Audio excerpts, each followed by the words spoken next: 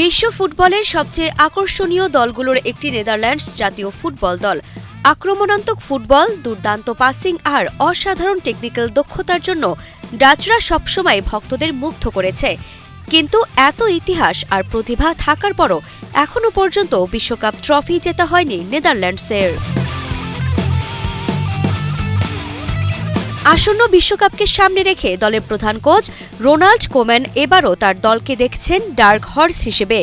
এক সাক্ষাৎকারে কোম্যান বলেন, নেদারল্যান্ডস হয়তো টুর্নামেন্টের প্রধান ফেভারিট নয়, তবে তার দল যে কোনো প্রতিপক্ষকে হারানোর সক্ষমতা রাখে। তার মতে বিশ্বকাপের মতো বড় আসরে শুধু প্রতিভা নয়, মানসিক দৃঢ়তা, সঠিক পরিকল্পনা এবং সুযোগ কাজে লাগানোর ক্ষমতাই সবচেয়ে বড় পার্থক্য গড়ে দেয়।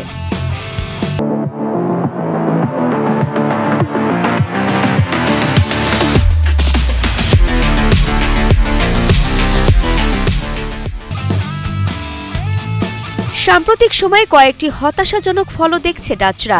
ইউরো চ্যাম্পিয়নশিপের সেমিফাইনালে ইংল্যান্ডের কাছে শেষ মুহূর্তে হার, আর নেশনস লিগে স্পেনের বিপক্ষে টাইব্রেকারে বিদায় দুটোই ছিল বড় ধাক্কা। তবুও কোম্যান বিশ্বাস করেন তার দল ধীরে ধীরে সঠিক পথেই এগোচ্ছে। বর্তমান স্কোয়াডে রয়েছে তরুণ ও প্রতিভাবান ফুটবলারদের দারুণ সমন্বয়। জুরিয়েন টিম্বার, মিকি ভ্যান ডেভেন এবং তিজানি রেইন্ডার্সের মতো তারকারা যারা ইউরোপের বড় লিগে নিয়মিত পারফর্ম করেছেন। তবে দলের সবচেয়ে বড় ভরসা অধিনায়ক ভার্জিল ভ্যান ডাইক।